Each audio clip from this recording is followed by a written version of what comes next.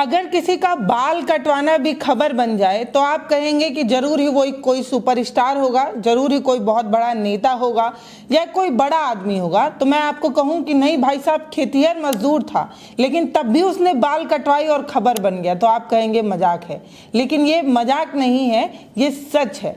दरअसल जब बाल कटवाना ही एक जंग बन जाए, जब बाल कटवाना आपको आपकी स्वतंत्रता से जुड़ा दिखने लगे, जब आपको छोटी मूलभूत सुविधाओं के लिए 78 साल तक लड़ाई लड़ना पड़ जाए, तब आप मानिएगा कि ये भारत की खबर है।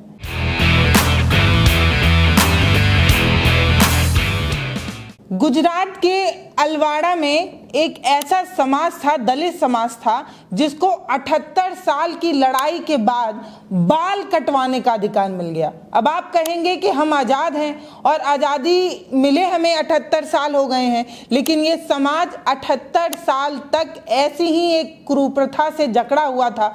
वो कुप्रथा ये थी कि इस दलित समाज के लोगों को गाँव में बाल कटवाने का अधिकार नहीं था। इन्हें छोटी बड़ी जरूरतों के लिए दूसरे गांव में जाना पड़ता था और वहां पर जाकर अपनी जाति छुपानी पड़ती थी।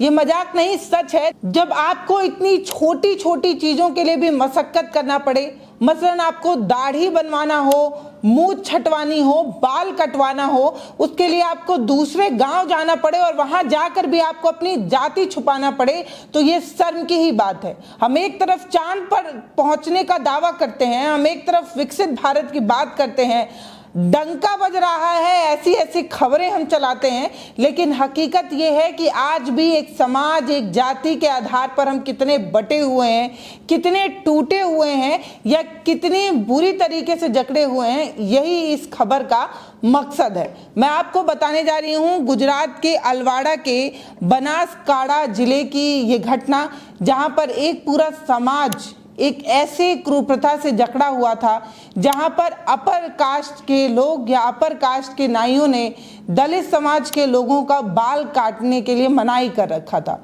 और मसलन आपको ये बात बड़ी छोटी लग रही होगी कि बाल नहीं काट रहे तो कौन सी बड़ी बात है, लेकिन जब एक छोटी छोटी चीज़ों के लिए आपको सिर्फ आपके जाति के आधार पर बहिष्कृत किया जाने लगे, सिर्फ आपको आपकी जाति के आधार पर बार बार जलील होना पड़े, हर हफ्ते हर महीने होना पड़े, तो आप यकीन मानिए बहुत बुरा लगता है। बुरा तब लगता है जब हम एक साथ चलने की बात करते हैं, हम जब आज़ादी मनाते हैं और ये कहते हैं कि भारत अब आज़ाद हो चुका है, तभी उसी भारत के न जाने कितने और गांव में इस तरीके की चीज़ों की प्रैक्टिस की जाती है, इस तरीके की चीज़ें होती हैं और दिन दिन होती हैं, हर पल होती हैं। और इसकी वजह से एक समाज इस चीज़ से जकड़ा हुआ है, उसे झेल रहा है, और हम गणतंत्र दिवस और इंडिपेंडेंस डे मनाकर अपनी छाती चौड़ी करते हैं। हम बताते हैं कि हमने एक कीर्तिमान हासिल कर दिया, हमने इस देश को पछाड़ दिया, हमने उस देश से लोहा ले लिया, ये देश हमें आंख नहीं दिखा पा रहा है और हमारा डंका बज रहा है। लेकिन हकीकत ये है कि आज भी हम इस तरीके से जकड़े हुए हैं कि हमारा समाज आपस में बटा हुआ है। हम किसी को छोटा, किसी को बड़ा, किसी को किसी भी आधार पर जो है वो इसी तरीके से बांट रहे हैं और इसी तरीके से हम ये सारी चीज़ें कर रहे हैं। ये पूरी खबर जो है वो 7 अगस्त 2025 की है, इसी महीने की है, 15 अगस्त के कुछ दिन पहले की है। और वहाँ पर एक कीर्ति चौहान नाम के खेतिहर मजदूर थे। इन्होंने कहा कि इन्हें आज स्वतंत्रता महसूस हुई है, 78 साल बाद इन्हें आज आज़ादी मिली है और इन्होंने आज आज़ादी को स्वीकारा है, आज़ादी को जिया है और आज़ादी का एहसास इन्हें आज हो रहा है। सोचिए, कीर्ति चौहान जो एक दलित समाज से आते हैं, उन्होंने आज़ादी के 77 साल बीत जाने तक को भी आज़ादी के रूप में स्वीकार नहीं किया था, क्योंकि वो छुआछूत की बेड़ियों से जकड़े हुए थे। वो अपने ही समाज में ऐसी कुप्रथाओं से जकड़े हुए थे, जो इस तरीके की कुप्रथाएं थी जिसमें एक नाई दूसरे का बाल काटने के लिए भी उससे पहले उसकी जाति पूछा करता था। तो 24 साल के दलित समाज के खेतिहर मजदूर कीर्ति चौहान अपने एक स्थानीय नाई से बाल कटवाते हुए पहली बार एक खबर का हिस्सा बन जाते हैं। आप यहाँ पर देखिए, बड़े बड़े अखबारों ने इस खबर को प्रकाशित किया, बड़े बड़े न्यूज़ चैनल, बड़े बड़े अखबारों पर ये एक बड़ी खबर बनकर उभरी। कीर्ति चौहान ने साफ कहा कि 24 साल की उम्र में मुझे पहली बार अपने गांव में स्वतंत्रता का एहसास हुआ है, स्वतंत्रता की स्वीकृति हुई है, मैंने स्वतंत्रता को महसूस किया है। ये घटना सामाजिक समानता की ओर एक बड़े कदम के रूप में जो है वो माना जा सकता है, एक बड़े कदम के रूप में देखा जा सकता है। इस पूरे समाज ने कईयों सालों से इस चीज़ को झेला है। आप यकीन मानेंगे तो आज़ादी के पहले और आज़ादी के बाद तक, आज यानी कि 7 अगस्त से पहले तक 6 अगस्त तक ये सारी चीज़ें की जा रही थी। 6 अगस्त तक एक समाज सिर्फ एक जाति के आधार पर मूलभूत ज़रूरतों से रोका जा रहा था। मतलब बाल कटवाने जैसी छोटी सी चीज़ों के लिए भी उसे दूसरे गांव जाना पड़ता था और वहाँ पर भी उसे अपनी जाति छुपाना पड़ता था ताकि वो ये छोटी चीज़ें, ये छोटे सुविधाओं का लाभ ले सके।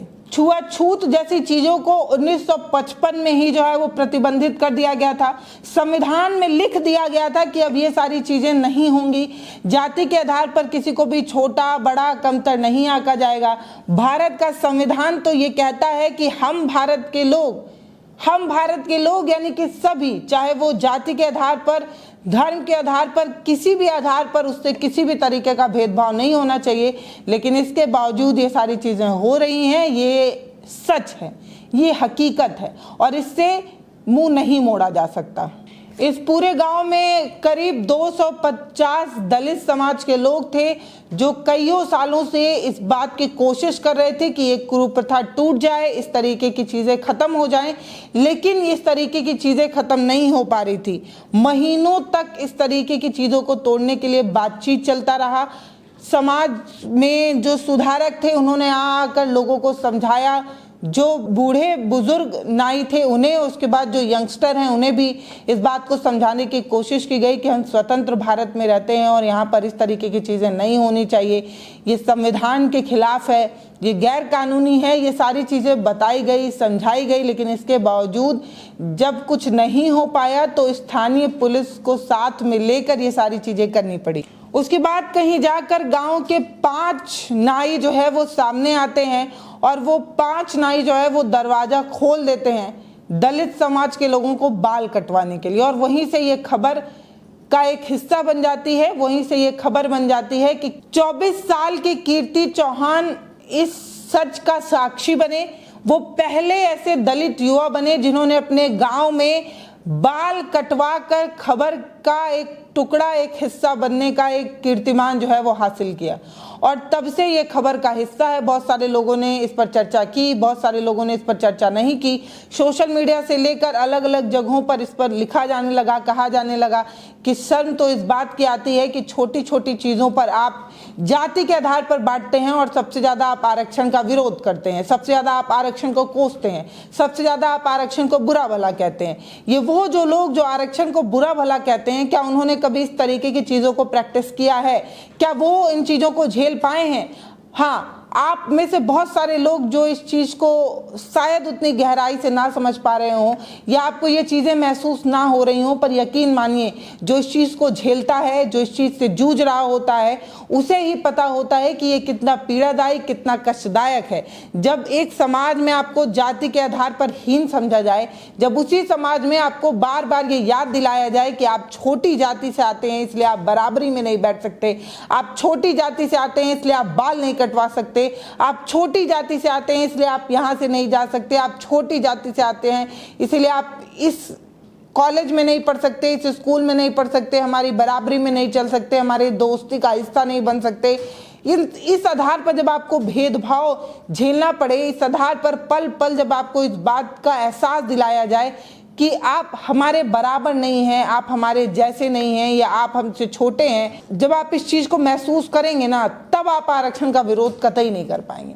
क्योंकि घाव भी हमारे द्वारा ही दिया जाता है तो मलहम भी हमारे समाज के द्वारा ही मिलना चाहिए। इस तरीके का तर्क जो है वो दिया जाता है। फिलहाल इस वीडियो पर आपकी जो भी राय हो वो आप हमें कमेंट सेक्शन में लिखकर ज़रूर बताइए। वीडियो को शेयर करिए, चैनल को सब्सक्राइब करिए। इस वीडियो में मैंने बहुत सारे खबरों का टुकड़ा आपके साथ साझा किया है, बहुत सारी खबरें बताई हैं और ये बताने की कोशिश की है कि ये एक गांव की एक छोटी सी खबर समाज में एक बड़े सुधार की तरफ हमारे और आपको खींच कर ले जा रही है। यकीन मानिए एक दिन हमारा समाज इस कुप्रथा से बहुत आगे निकल जाएगा, ये सारी कुप्रथाएं धीरे धीरे खत्म हो जाएंगी। लेकिन इसके लिए बहुत ज़रूरी है कि युवाओं को आगे आना होगा। इसके लिए बहुत ज़रूरी है कि एक समझदार वर्ग, एक शिक्षित वर्ग इस चीज़ को सिरे से नकारे। इसके लिए बहुत ज़रूरी है कि आप इस बात को एक्सेप्ट करिए कि ये सारी चीज़ें बकवास हैं, बोगस हैं और इसका हमारे समाज में कोई अस्तित्व नहीं होना चाहिए। तब समाज बदलेगा। हम युवाओं के बदौलत ये समाज बदलेगा और हम और आप अगर ठान ले तो ये समाज ज़रूर बदल जाएगा। वीडियो को शेयर करिए, चैनल को सब्सक्राइब करिए। बहुत धन्यवाद।